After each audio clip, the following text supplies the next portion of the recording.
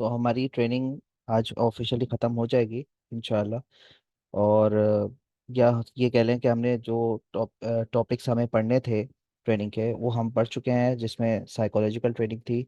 वो भी हमने काफ़ी डिटेल में पढ़ी। उसके बाद हमने पहली क्लास में ये बात करी थी कि बहुत सारे ट्रेडिंग स्टाइल्स होते हैं मार्केट में काम करने के लिए।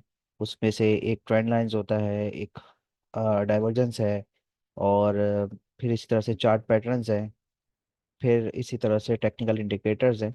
बहुत सारी चीज़ें हैं। और फिर उसके बाद न्यूज़ बेस्ड ट्रेडिंग है। ठीक है, तो हमने जो पढ़ना था वो पढ़ना था टेक्निकल इंडिकेटर्स। तो आप लोग ने देखा, हमने हमारी पूरी क्लासे पूरी जितनी भी क्लासेस थी हमने सारा टाइम जो है टेक्निकल इंडिकेटर्स पे लगाया। डिफरेंट टाइप के टेक्निकल इंडिकेटर्स पढ़े, मोमेंटम इंडिकेटर पढ़ा, और ऑसिलेटर पढ़े, सपोर्ट्स रेजिस्टेंस पढ़ी, सारी चीज़ें पढ़ी। उसकी मदद से आप लोग ने भी आजमाया होगा कि काफ़ी ज़्यादा चेंजेस आई होंगी आप लोग की ट्रेडिंग्स में, और आप लोग का कॉन्फिडेंस भी मुझे यकीन है कि बड़ा होगा। और आप लोग ने देखा होगा कि अगर इसी तरीके से टेक्निकल इंडिकेटर्स पे की मदद से हम लोग काम करें तो हम लोग की ट्रेडिंग बहुत ज़्यादा इजी हो जाएगी। ठीक है, तो अच्छा, इसमें डाइवर्जेंस जो है ना हमारा टॉपिक नहीं था, लेकिन हमने डाइवर्जेंस थोड़ा सा पढ़ लिया। और बल्कि डाइवर्जेंस हमने काफ़ी डिटेल में पढ़ा। और लेकिन उसका ये मतलब नहीं है कि फिर हम टेक्निकल इंडिकेटर्स छोड़ दें, डाइवर्जेंस खाली करें, क्योंकि उसकी अपनी एक लिमिटेशन है। डाइवर्जेंस की क्या लिमिटेशन है? डाइवर्जेंस में आपको सपोर्ट और रेजिस्टेंस नहीं मिलती। आपको ये नहीं पता होता एक्चुअल एग्जैक्ट, आपको बाइंग लेवल नहीं पता होता। जैसे आपको ट्रेंड पता हो चल जाता है कि अब रिवर्सल आने वाला है। लेट्स सपोज आपने बुलिश डाइवर्जेंस देखी, उसका मतलब ये है कि आपका एक बुलिश या अप ट्रेंड जो है इसका आने वाला है। कब आएगा? एक हफ्ते बाद आएगा, एक दिन बाद आएगा, एक महीने बाद आएगा, ये आपको ये कंफर्म नहीं है। तो जस्ट आपको जिस टाइम आपको डाइवर्जेंस नजर आई आपने उसी वक्त बस बाय कर लिया, तो ये आपकी ट्रेडिंग ये फ्लॉप हो जाएगी। ठीक है, जो चीज़ हम लोग ने पढ़ी, सपोर्ट, रेजिस्टेंस, टेक्निकल इंडिकेटर्स, तो वो सारा सब चीज़ फ्लॉप हो जाएगी। ठीक है, तो इसलिए मैंने बोला है कि आप लोग का जो आप लोग की जो प्राइमरी चीज़ है ना, जो आप लोग ने लर्न करी है, वो है टेक्निकल इंडिकेटर्स। साइड में उसके साथ साथ आप उसको सपोर्ट करने के लिए आप बाकी टूल भी यूज़ कर सकते हैं, जैसे कि डाइवर्जेंस है। ठीक है, आपको माननी किसकी है? टेक्निकल इंडिकेटर्स की माननी है। साथ साथ आपको सपोर्ट जो ले ले सकते हैं आप, वो डाइवर्जेंस के तौर पर ले सकते हैं। ठीक है, इसी तरह से मैंने आप लोग को बताया था कि ट्रेंड लाइन भी मैं नहीं बताता, लेकिन ट्रेंड लाइन बिल्कुल बेसिक है, और पता होनी चाहिए किस तरह से ड्रॉ करते हैं। तो मैंने सोचा कि ये भी आप लोग को बता दिया जाए। ठीक है, एक ये सिंपल एक मैंने ग्राफ खोला हुआ है विदाउट एनी टेक्निकल इंडिकेटर्स, और जैसे लेट सपोज ATRL का है। अच्छा, मैं आप लोग को ये बताऊंगा, जैसे पहले मैंने बाकी क्लासेस में भी बताया कि आप बाय डिफ़ॉल्ट अपना जो टाइम फ्रेम है ना वो डे चार्ट कर लें, क्योंकि आपकी जो एक्यूरेसी जो सबसे ज़्यादा जो सबसे अच्छी एक्यूरेसी जो आपकी आएगी वो डे चार्ट पर आएगी। क्योंकि अगर आप टाइम फ्रेम छोटा कर देंगे तो भी आपकी एक्यूरेसी कम होना शुरू हो जाएगी, और टाइम फ्रेम आप ऊपर कर देंगे तो भी आपकी, यानी वीक और मंथ, तो भी आपकी एक्यूरेसी गिरना शुरू हो जाएगी। क्योंकि छोटा टाइम फ्रेम में बहुत स्पीड में अप डाउन होता है, और लॉन्गर टाइम फ्रेम पे बहुत टाइम लगता है प्राइस मूव होने में। तो इस वजह से डे टाइम फ्रेम सबसे बेस्ट है। तो हम जो ट्रेंड लाइन बनाएंगे वो डे टाइम फ्रेम पे बनाएंगे।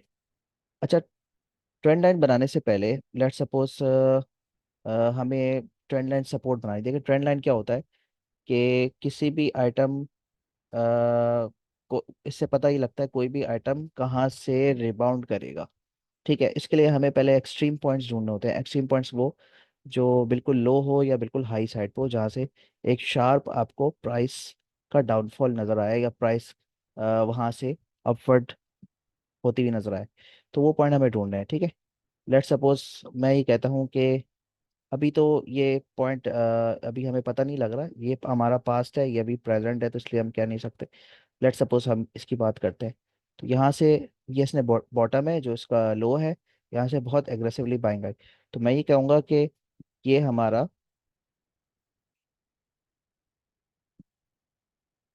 ये हमारी जो है एक मिनट,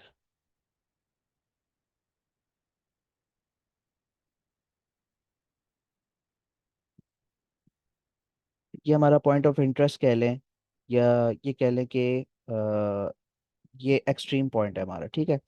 इसी तरह से हम इसको भी कंसिडर कर सकते हैं, यहाँ से बहुत स्पीड से ऊपर गया है, इसी तरह से हम इसको भी कर सकते हैं। ठीक है, तो ट्रेंड लाइन कैसे बनाते हैं? आपको जो ट्रेंड लाइन बनानी होगी, वो ट्रेंड लाइन आपको एक्सट्रीम पॉइंट से बनानी होगी, ठीक है। अच्छा, सबसे इससे पहले का हम नहीं देखते, यहाँ से देखते हैं। बिल्कुल जब ATRL बिल्कुल अपने बॉटम पे था, ये भी देख सकते हैं हम लोग। अच्छा, यहाँ से देखते हैं। लेट सपोज ट्रेंड लाइन पे क्लिक करा आपने, यहाँ पे गए, ट्रेंड लाइन पे क्लिक करा, और आपने बिल्कुल बॉटम से ये मिलाया। अच्छा, ये एक्सटेंड क्यों हो रहा है? मैंने सेटिंग में इसको एक्सटेंड कर दिया।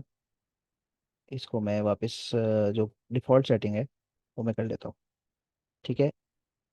आपने इसको, अच्छा, ट्रेंड लाइन अब बनाना कैसे है, किसको ज्वाइन करना है, ये भी याद रखें आप लोग कि कैंडल है, कैंडल भी मैंने आप लोग को बताया था बेसिक, कि कैंडल होती है, इसकी विक होती है, और रेड कलर क्यों बनता है, ग्रीन कलर क्यों बनता है, और इन सब का मतलब क्या है, कि इसने हाई बनाया, इसने लो बनाया। ठीक है, जो ट्रेंड लाइन बनाना है ना आपको, वो बनाना है आपको इसकी बॉडी के बीच से नहीं बना सकते आप, यानी कि आप यहाँ से नहीं बना सकते। इसको और जूम कर देता हूँ।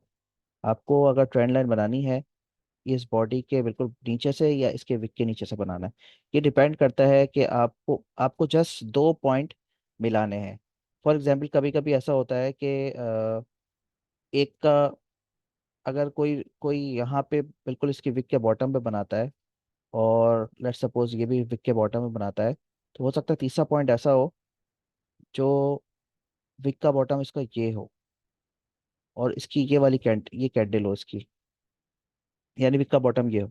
तो हम अगर इसको इसको टच करेंगे तो ये पॉइंट मिस हो जाएगा, इसको टच करेंगे तो ये विक का बॉटम मिस हो जाएगा। हमें बस 3 पॉइंट मिलाने हैं मैक्सिमम, मैक्सिमम टच आ जाए। हो सकता है कि हम यहाँ पे बॉडी से नीचे टच हो, यहाँ पे विक टच हो, यहाँ पे विक टच हो, बस हमें इस तरह से बनाना है। जब हम रियल में बनाएंगे अभी, तो हमें ज़्यादा बेहतर समझ आएगा। ठीक है, तो अभी हम क्या कर रहे हैं, जो हमारा जो एक्सट्रीम पॉइंट था जहाँ से शार्प रिकवरी आई है, हमने इसको मिलाना है और सेकंड पॉइंट को मिलाना है, ठीक है। लेट सपोज अभी इस वक्त मार्केट यहाँ पे कहीं खड़ी हुई है,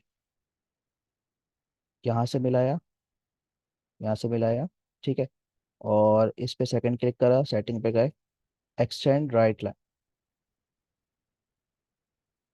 जैसे मैंने आपको बताया था कि ये थोड़ा सा 19-20 हो जाएगा, तो 19-20 चलता है। इसको आप, इसको थोड़ा सा एडजस्ट कर सकते हैं अपने हिसाब से।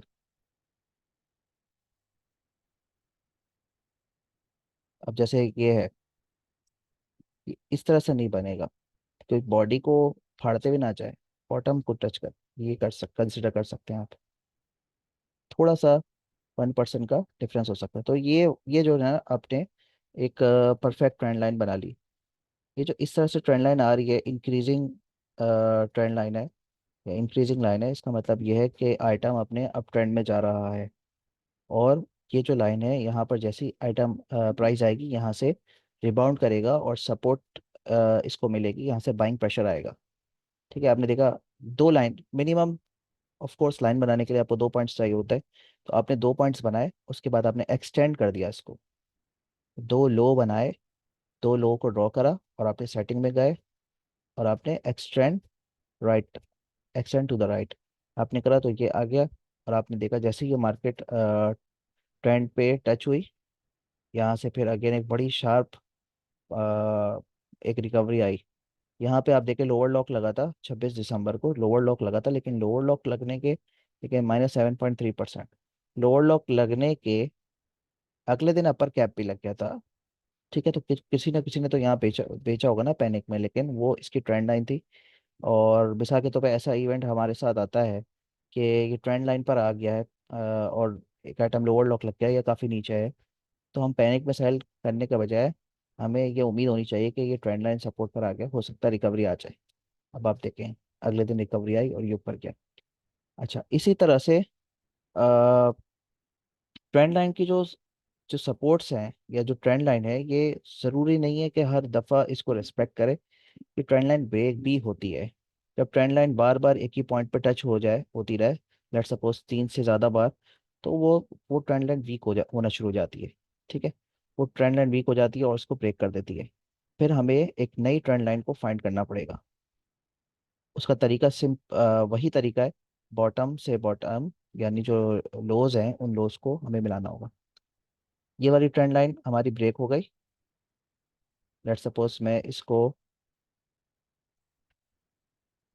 रेड रेड कलर से वो ड्रॉ करता हूँ।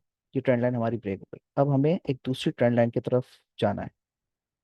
ये लो है और एक ये है। ठीक है, ये वाली जब ट्रेंड लाइन ब्रेक होगी तो फिर उसके बाद कौन सा पॉइंट ऑफ इंटरेस्ट हमारा बना, या पॉइंट ऑफ शार्प रिकवरी, ये वाला बना। ठीक है, अब हम कहते हैं कि हम इन दो को मिला के देखते हैं, इससे इससे मिला के देखते हैं।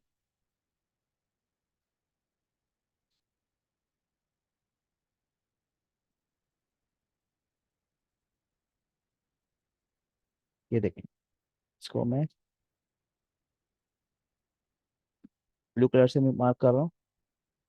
ये आई, इसने इसको मिलाया, और थर्ड थर्ड पॉइंट ये था। दो पॉइंट को हमने मिलाया तो हमें पता लगा एक ये भी ट्रेंड लाइन है। यानी यहाँ पे प्राइस आएगी और यहाँ से ऊपर जाएगी। आपने देखा ऊपर गई, बट अगेन ये वीक हो गई। अब 3 पॉइंट हो गए, उसके बाद हमें ढूंढना होगा कि कोई और भी ऐसी हो, कोई और भी ट्रेंड लाइन फॉर्म हो रही होगी। ठीक है,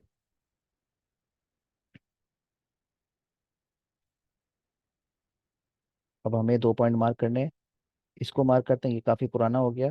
इससे आगे बढ़ते हैं, इसको मार्क करते हैं, इसको मार्क करते हैं, फिर देखते हैं क्या बनता है हमारा। ट्रेंड लाइन वाला जो गेम है उसमें सिर्फ यही करना होता है, आपको ट्रेंड लाइन से ट्रेंड लाइन ड्रॉ करनी होती है, बस। बस यही काम है। इसको मैं कलर कर देता हूँ ऑरेंज कलर। ठीक है, ये वाला लो था, इस वाले लो से और फिर इस वाले लो से। ठीक है, तो ये इस तरीके से ट्रेंड लाइन बनती है। और इसी तरह से आपका ये ट्रेंड लाइन सपोर्ट्स मैंने बनाई थी। ट्रेंड लाइन आपकी रेजिस्टेंस भी बताती है। जैसे आपको हाई से हाई मिलाना है, जिस तरह से आपने लो से लो मिलाया था, इस दफ़ा आप हाई से हाई मिलाएंगे। अच्छा, ये चीज़ मैं बता रहा था कि कभी कभी आपको कोई ट्रेंड लाइन ऐसे बनाएगा विक से विक, वो भी मसला नहीं है। कोई बनाता है बिल्कुल बॉडी बॉडी बस बॉडी से बाहर होता है। आपको करना क्या है, मैक्सिमम कैंडल्स टच हो जाएं। अगर मैं एक कंसिडर करता हूँ यहाँ पे एक कैंडल टच हुई, यहाँ पे सिर्फ एक कैंडल टच हो रही है। अगर मुझे मैक्सिमम कैंडल टच करवानी हो तो मैं क्या करूँगा, मैं क्या करूँगा, मैं थोड़ा सा इसको ऐसे एडजस्ट करूँगा कि इसकी मैक्सिमम कैंडल्स टच हो जाए और वो बॉडी के अंदर ना जाए, ये इस तरीके से। तो ये आपका एक्यूरेसी सबसे बढ़ जाती। तो ये ट्रेंड लाइन रेजिस्टेंस है। ठीक है, किसी को समझ में आ रहा, समझ में आई?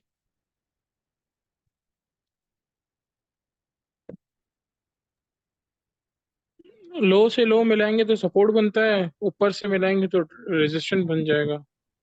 हाँ, हाई से हाई मिलाएंगे तो हमारा रेजिस्टेंस बनेगा, हम्म। और लो से लो मिलाएंगे तो हमारी सपोर्ट्स बनेगी। ठीक है, ये ट्रेंड लाइन बिल्कुल डिफरेंट स्ट्रेटेजी है। अब फॉर एग्जांपल ये ट्रेंड लाइन थी। ट्रेंड लाइन अगर लेट सपोज ये वाली ट्रेंड लाइन है, ये ब्रेक हो जाती है, तो ये भी एक स्ट्रेटेजी है। लोग क्या करते हैं, इस पे शॉर्ट सेल कर देते हैं और इस ट्रेंड लाइन से थोड़ा सा ऊपर स्टॉप लॉस लगा दिया शॉर्ट सेल का। और जितना नीचे जाता है वो उनको प्रॉफिट होता है। इसी तरह से इस ट्रेंड लाइन पे ये लोग एंट्री भी ले सकते हैं। लेट सपोज किसी ने यहाँ पे एंट्री ली होगी ऑरेंज वाले ट्रेंड लाइन पे। इस ऑरेंज ट्रेंड लाइन से थोड़ा सा नीचे इन्होंने क्या लिया होगा, अपना स्टॉप लॉस। और उन्होंने सोचा होगा जैसे ही ये वाली यहाँ पर टच होगा तो ये इसकी रेजिस्टेंस है, यहाँ पे हम सेल कर देंगे। तो अब आपने देखा होगा ये बिल्कुल डिफरेंट स्ट्रेटजी है। इसमें हमें ट्रेंड लाइन की सपोर्ट नजर आ रही है, कोई कोई परफेक्ट वैल्यू नजर नहीं आ रही जो हम पिवट से देखते थे, जो हम ईएमए से देखते थे। आपने देखा पिवट ईएमए, इनकी एक्यूरेसी कितनी हाई थी। ठीक है, जब आपके पास इतनी हाई एक्यूरेसी के इंडिकेटर्स मौजूद हैं तो हमें अगेन जिस तरह से मैंने डाइवर्जेंस की बात करी, हमें इस पे इतना ज़्यादा तवज्जो नहीं देनी। जस्ट हमें इसको सपोर्टिंग टूल यूज़ करना है। ठीक है, अच्छा, अब हम कोई और चार्ट देखते हैं और उस पे देखते हैं ट्रेंड लाइन किस तरह से बनेगी।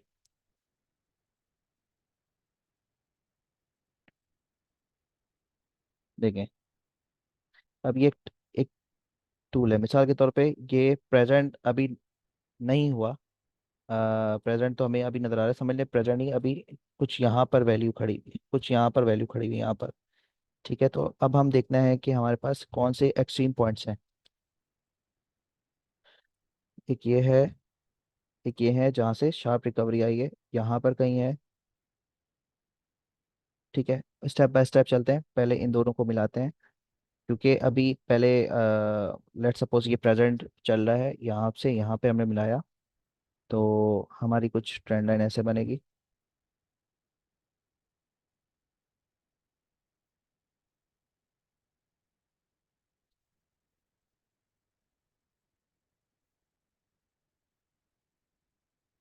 इस तरह से ट्रेंड लाइन बनेगी।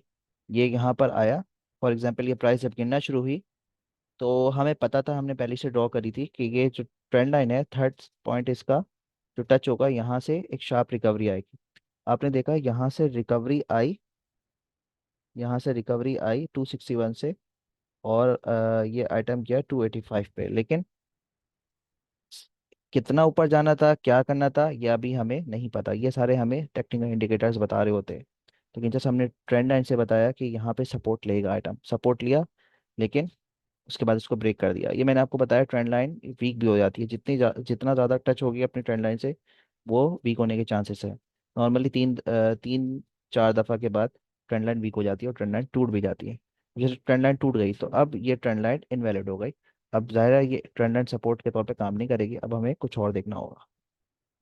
अब हमारा ये लेट्स सपोज इसने ये लो बनाया, ठीक है। अब हम देखेंगे कि इसको इससे ज्वाइन करेंगे, इसको मैं कंसिडर कर लेता हूँ पिंक कलर से। अब यहाँ से यहाँ हमने मिलाया, अब आइटम ऊपर जा रहा है। नेक्स्ट टाइम जो आएगा ना नीचे, तो अब हमें पता होगा कि ये ट्रेंड लाइन से टकराएगा, टच करेगा और ये ऊपर जाएगा।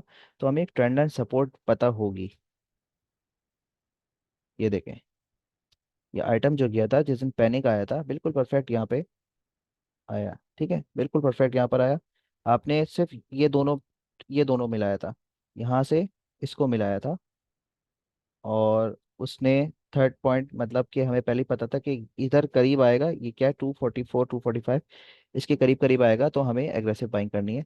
और एग्रेसिव बाइंग ऐसी होती है, एक बड़ी लंबी सी विक हो जाती है, जैसे यहाँ पे नजर आई, यहाँ पे नजर आई, यहाँ पे नजर आई, यहाँ पे नजर आई। ठीक है, तो ये पैनिक था, एक पैनिक न्यूज़ फैलाई गई थी। और उसके बाद आपको ज़्यादातर आइटम्स में इसी तरह से विक नजर आएगी। तो जिस शख्स ने इस ट्रेंड इधर बाइंग करी, और उसके बाद वो होल्ड करेगा, उसके लिए क्या है, जो ट्रेंड लाइन को देख के सब अपनी ट्रेड लेता है, उसको पता है कि इस ट्रेंड लाइन से थोड़ा सा नीचे मुझे स्टॉप लॉस लगाना है। अगर उसने यहाँ पे कहीं बाय कर लिया 248 249 पे कहीं पे बाय कर लिया, तो बस इस ट्रेंड लाइन के नीचे नीचे मुझे चलना है। ठीक है, ट्रेंड लाइन के नीचे नीचे कैसे चलना है, लेट सपोज ट्रेंड लाइन भी ज़ाहिर है इंक्रीजिंग इंक्रीजिंग इसमें है, तो आपका स्टॉप लॉस भी इसी तरह से इंक्रीज होता रहेगा। लेट सपोज ये आप स्टॉप लॉस लगा रहे हैं, आपने बाय किया था 245 46 पे, और आपका स्टॉप लॉस 237 पे, और आहिस्ता आहिस्ता आपका स्टॉप लॉस बढ़ता जा रहा है।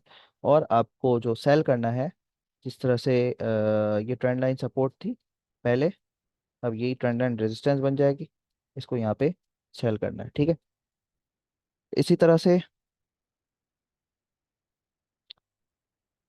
ट्रेंड लाइन रेजिस्टेंस कैसे होती है, आपने टॉप मिलाया, फिर ये मिलाया, इस तरीके से। जैसे मिसाल के तौर पे आपने देखा यहाँ पर आया, एक टॉप है, फिर टॉप है, फिर ये टॉप है, किस तरीके से, इस तरह से करके ये रेजिस्ट हो रहा है।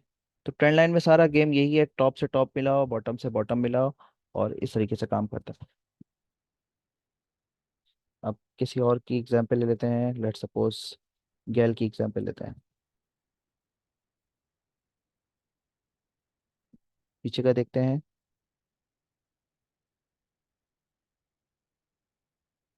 यहाँ पे एक शार्प बाइंग आई थी। इस वक्त इसकी प्राइस ऐसी कुछ थी 37, तो अभी आगे तो नहीं पता था कि कितना हो जाएगा। 37 के बाद ये यहाँ से रिबाउंड हुआ 42 से। तो इन दोनों पॉइंट को हम मिला सकते हैं और कह सकते हैं कि ये ट्रेंड लाइन एक फॉर्म कर रहा है।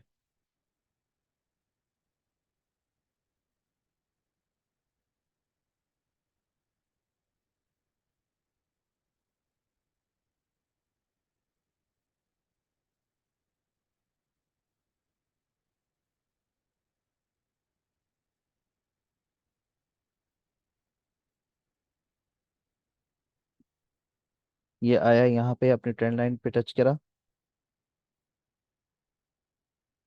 ये अपनी ट्रेंड लाइन पे टच करा, यहाँ पे कोई जो भी ट्रेंड लाइन के करीब आया, यहाँ पे बाइंग करके इसी से नीचे इसका स्टॉप लॉस लगा के इसको ट्रेल करता रहेगा, करता रहेगा, करता रहेगा। लेकिन ये इतना ऊपर चला गया, अब इसकी ट्रेंड लाइन अगर यहाँ पे लेंगे, जो ट्रेंड लाइन के नीचे स्टॉप लॉस लगाता है, तो ये वाली ट्रेंड लाइन बेकार हो गई। ठीक है, तो अब हमें कुछ नई ट्रेंड लाइन बनानी है। अब हमें क्या नई ट्रेंड लाइन बनानी है, यहाँ से इसमें शार्प बाइंग आई इसको, और इसी तरह से यहाँ पे शार्प बाइंग आई, हमें इस तरह से मिलाना है। और एक ये था जहाँ से रिवर्सल आया।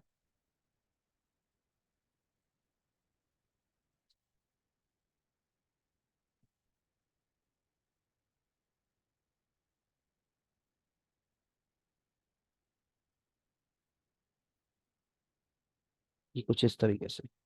अच्छा, तो ट्रेंड लाइन में, अच्छा अब ये टच नहीं कर रहा, टच इसलिए नहीं कर रहा कि ये अपनी ट्रेंड लाइन के सपोर्ट पर नहीं आया। ये पीछे जो टेक्निकल इंडिकेटर्स काम कर रहे थे, ईएमएस वगैरह, तो वो सीन था। अब अगर मिसाल के तौर पे ये आता है, तो ये इसके नीचे आप लोग का स्टॉप लॉस हो सकता है। तो अब आप लोग ने देखा होगा कि ये कम्प्लीटली कम्प्लीटली जो है ना डिफरेंट स्ट्रेटेजी है ट्रेंड लाइन की। जस्ट ट्रेंड लाइन आप लोग को बनाना आना चाहिए, आप लोग को पता होना चाहिए कि ये ट्रेंड लाइन की सपोर्ट है, दैट्स ऑल। इसके बेसिस पे ट्रेडिंग ना करें तो ज़्यादा बेहतर है, क्योंकि हमने टेक्निकल इंडिकेटर्स सीखा है, वो बिल्कुल उसको जो है ना वो कर देगा, उसका बिल्कुल अपोजिट काम करेगा कभी कभी। अब जैसे ये टॉप बनाया, ये टॉप बनाया, ये टॉप बनाया, तो ये इसकी रेजिस्टेंस है। ये टॉप बनाया, फिर इसने ये टॉप बनाया, हमने इन दोनों को ड्रॉ कर दिया, तो इसको एक्सटेंड कर दिया। तो इससे जब भी इस लाइन से टच करेगा, ये इससे रेजिस्ट करेगा। अब किसी ने पूछा था कि ब्रेकआउट क्या होता है। ब्रेकआउट यही होता है जब उसको सपोर्ट, ट्रेंड लाइन सपोर्ट इस तरह से आ रही हो, और ट्रेंड लाइन रेजिस्टेंस इस तरह से आ रही हो, तो अब इसके पास जगह बंद हो जाती है। अब ये कहाँ जाएगा? ट्रेंड लाइन सपोर्ट क्या कह रहा है कि जैसे ही यहाँ पे आइटम आएगा ये ऊपर जाने की कोशिश करेगा। ट्रेंड लाइन रेजिस्टेंस क्या कह रही है, आइटम यहाँ पर आएगा नीचे जाने की कोशिश करेगा। तो अब जैसे ही इस जगह पे फंस जाएगा ये, अब इसको डिसीजन लेना है कि ये मुझे ऊपर जाना है, नीचे जाना है। अब खाली इसको देख कर तो हमें नहीं समझ में आएगा कि ये आइटम ऊपर जाएगा कि नीचे जाएगा। अगर मैं इसी में अगर सिर्फ एमएससीडी लगा दूं, अगर मैं सिर्फ इसमें एमएससीडी लगा दूं, तो एमएससीडी ने हमें बता दिया कि ये स्ट्रॉन्ग बाइंग प्रेशर आ रहा है। ठीक है, इस एमएससीडी का मैंने आप लोगों को पूरा कंप्लीट बताया था। वो ये बता रहा है कि एक स्ट्रॉन्ग बाइंग प्रेशर आ रहा है। तो इससे हमें ये अंदाज़ा हो जाना चाहिए कि भले ट्रेंड लाइन रेजिस्टेंस इसको कह रही है कि यहाँ से नीचे जाएगा, मैं इसको होल्ड करना चाहता हूँ, क्योंकि एमएससीडी बता रहा है कि स्ट्रॉन्ग बाइंग प्रेशर है। तो chances of breakout is there, यानी कि आइटम नीचे तो जा रहा है, लेकिन चांसेस है कि यहाँ से ऊपर जाएगा। ठीक है, तो यही हुआ, और इसने इसको ब्रेकआउट दे दिया। इसको ब्रेकआउट कहते हैं जब अपनी एक चार्ट पैटर्न से ये बाहर निकल जाता है, ऊपर की तरफ निकल जाता है, तो इसको ब्रेकआउट कहते हैं। और अगर ये नीचे चले जाता तो ब्रेकडाउन कहते हैं। लेकिन नीचे जाने के चांसेस इसलिए कम थे क्योंकि ये हमें सपोर्ट कर रहा था, एमएससीडी इंडिकेटर।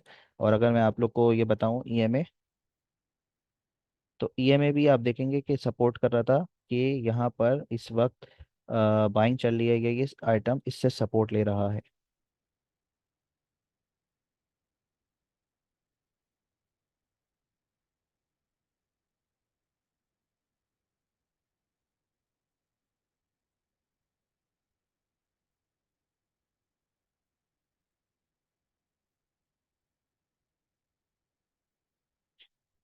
थोड़ा सा नीचे आने की कोशिश करी है इसने, लेकिन अपने EMA 20 को ही ये फॉलो करता रहा।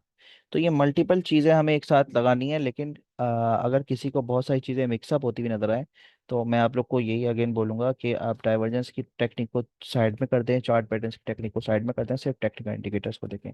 और अगर टेक्निकल इंडिकेटर पे किसी को बिल्कुल महारत हासिल हो जाए, तो वो साइड में एज अ सपोर्टिंग टूल, और मतलब और ज़्यादा कॉन्फिडेंस के लिए वो ये सारे काम कर सकता है। ठीक है, तो अभी किसी को कोई क्वेश्चन है, चीज समझ में आई? बेसिक, हम सिर्फ बेसिक पढ़ेंगे, बेसिक समझ में आई? हम्बल भाई। जी सर, समझ में आ गया। ये मतलब ये हम इसके बेसिक्स तो इसकी समझ में आ गया कि ट्रेंड लाइंस को जो है दो एंड्स ज्वाइन करके उसको फिर हम दो पॉइंट्स एंड वो ज्वाइन करके इसको एक्सटेंड कर देंगे। सर एक चीज, चले ये बाद में मैं आपसे पूछता हूँ क्लास की थोड़ी देर के बाद, जो पूछनी थी वो, ताकि कोई मिक्सअप ना हो जाए, वो अलग से टॉपिक है। चलो ठीक है, बाकी कोई और कोई? उस्मान साहब? ठीक है, तो ये हम लोग ने बेसिक पढ़नी थी, हमने बेसिक पढ़ ली। अब हम थोड़ा सा ना स्ट्रेटेजी पे फोकस करते हैं, ठीक है? स्ट्रेटेजी पे फोकस क्या, हमें क्या करना है, सबसे पहले तो हम देख लेते हैं हमें कौन कौन से इंडिकेटर लगाने हैं। जो जो हमने पढ़े हैं सब हम लगाएंगे। RSI, MACD, और उसके बाद चाइकेन, पिविट, EMS।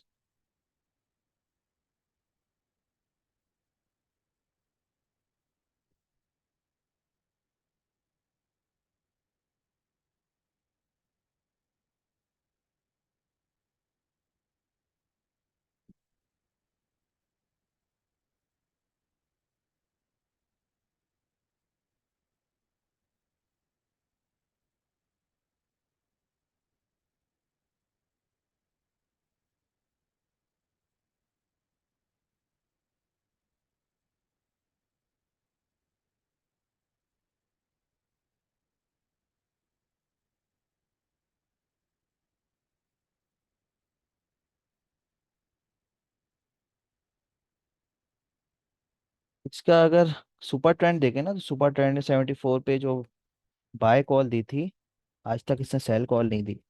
यानी जो शख्स 74 पे लेके बैठा हुआ था, जितने भी ब्लड बात आ गए बीच में, और जितनी भी मार्केट क्रैश हुई, क्रैश तो नहीं हुई, जितनी भी मार्केट डाउन हुई, इसने अपना सुपर ट्रेंड का जो स्टॉप लॉस है वो नहीं तोड़ा। इसी तरह से ये EMS से ऊपर ऊपर ही रहा है। तो सुपर ट्रेंड भी अप ट्रेंड के लिए बेहतरीन इंडिकेटर है, ठीक है? अच्छा, स्ट्रेटेजी हम पढ़ रहे थे, स्ट्रेटेजी में हमें करना क्या है? वैसे तो मैं सारे इंडिकेटर्स के साथ साथ मैं बताता रहा हूँ। हमें मैं दोबारा एक बता देता हूँ। फॉर एग्जांपल, कोई आइटम अपने डाउन ट्रेंड में है। डाउन ट्रेंड का कोई आइटम अभी आप लोग को याद हो तो मैं उसका चार्ट खोल लेता हूँ, ताकि आसानी हो जाए। कोई ऐसा आइटम जो मुसलसल मुसलसल जो है ना पिटे जा रहा है, गिरे जा रहा है, कोई जहन में कोई आइटम हो? TRG।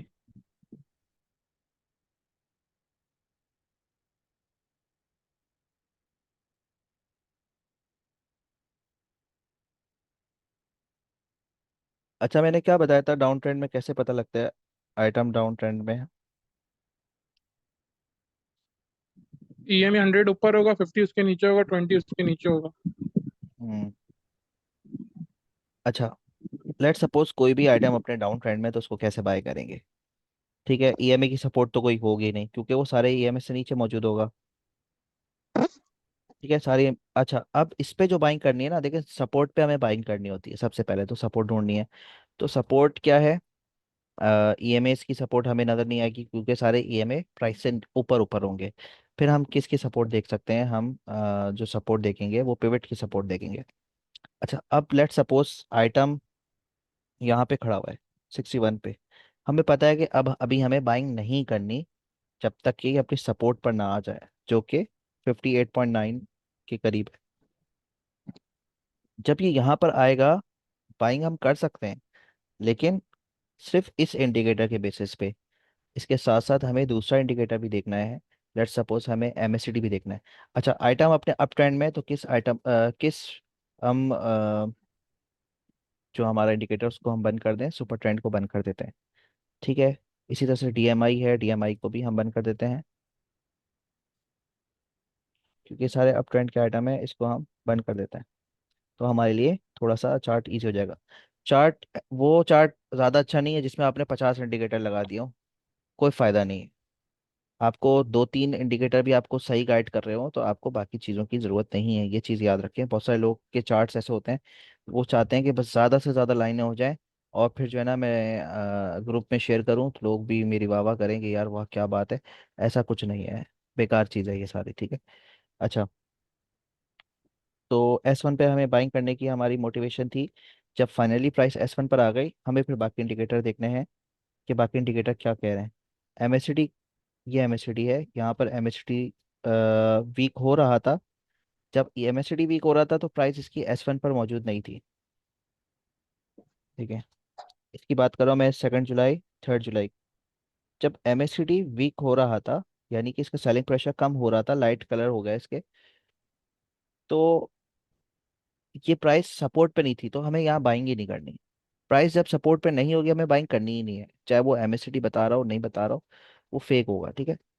आरएसआई जो है जो डाउन ट्रेंड होता है उसमें हम उस वक्त तक बाइंग नहीं करते जब आरएसआई बिल्कुल ओवरसोल्ड ना हो जाए, 30 के करीब ना हो जाए, तो हम यहाँ पर बाइंग नहीं करेंगे। आइटम नीचे आएगा S1। जैसे ही S1 पर आया यहाँ पे हम बाइंग कर सकते हैं, जहन में आएगा कि बाइंग करनी चाहिए, क्योंकि आरएसआई भी ऑलमोस्ट 32 पर आ गई है। ये भी प्राइस अपनी कहाँ पर आ गई है, सपोर्ट पर आ गई। लेकिन जब एमएससीडी देखेंगे तो एमएससीडी का मैंने बताया सबसे ज़्यादा जो आपको रेट देना है जिस इंडिकेटर को, वो आपको एमएससीडी को देखना है, देना है। तो एमएससीडी कह रहा है कि ये जो सेलिंग प्रेशर था अब मजीद सेलिंग प्रेशर बढ़ गया है। तो अब यहाँ पे सिंपल क्या करना है, आपने बोलना है कि मैं कल के दिन देखूंगा, बस कल देखूंगा कि कल क्या होता है। और ऐसा भी हो सकता है अगले दिन बिल्कुल शार्प रिकवरी आए और यहाँ से यहाँ तक ऊपर चले जाए, फिर आप बोले कि यार ये मैंने क्यों नहीं इसको बाय किया, ये बता तो रहा था कि S1 है, आरएसआई भी 30 है। तो ऐसी कंफ्यूजन आपको हो सकती है आने वाले दिनों में, या आप जब भी बाइंग करें आप ये कहेंगे यार काश मैं S1 पे, मुझे पता भी था कि ये सपोर्ट पे प्राइस आई है, मुझे पता भी था ओवरसोल्ड है, यहाँ पे बाइंग आनी चाहिए थी, मैंने इसको बाय नहीं करा, और देखो ये ऊपर चला गया और मुझसे मिस हो गया। ठीक है। तो फिर उसके बाद जब ये ऊपर जाएगा तो फिर एमएससीडी आहिस्ता आहिस्ता अपनी डायरेक्शन घुमाना शुरू कर देगा। तो हमें क्या करना है ऐसे केस में, कि जहाँ से रिकवरी, जहाँ से जो है ना रिवर्सल की गुंजाइश भी मौजूद है, जहाँ कुछ इंडिकेटर बता रहे हैं कि यहाँ पे बाइंग करो, कुछ इंडिकेटर बता रहे हैं बाइंग ना करो, तो ऐसे केसेस में आपको क्या करना है, आपको थोड़ा सा बाय करना है, बस मामूली सा, ना होने के बराबर। लेट सपोज 10-20% आपने बाय कर लिया। ठीक है, 20% बाय कर लिया, आपने बोला मैं देखता हूँ, मामूली सा बाय किया, सिर्फ इसलिए कि कहीं मुझसे निकल ना जाए। जब तक एमएससीडी कंफर्म नहीं करेगा आपको बाइंग, मेजर बाइंग नहीं करनी। और अगर लेट सपोज यहाँ पे S1 पे प्राइस 2-4 दिन रुकती है, इससे ऊपर ऊपर ही रहती है, इसका मतलब है अब सपोर्ट ले रही है, अब सेलिंग प्रेशर अब आहिस्ता आहिस्ता एब्जॉर्ब हो रहा है, तब आप जो है ना बाइंग कर सकते हैं। तो आपके पास एक तरीका कार क्या है, या तो आप थोड़ा सा बाइंग कर लें, और मजीद अगर ये गिर जाता है, लेट सपोज गिर जाता है, तो आपने घबराना नहीं है, आपने ये बोलना है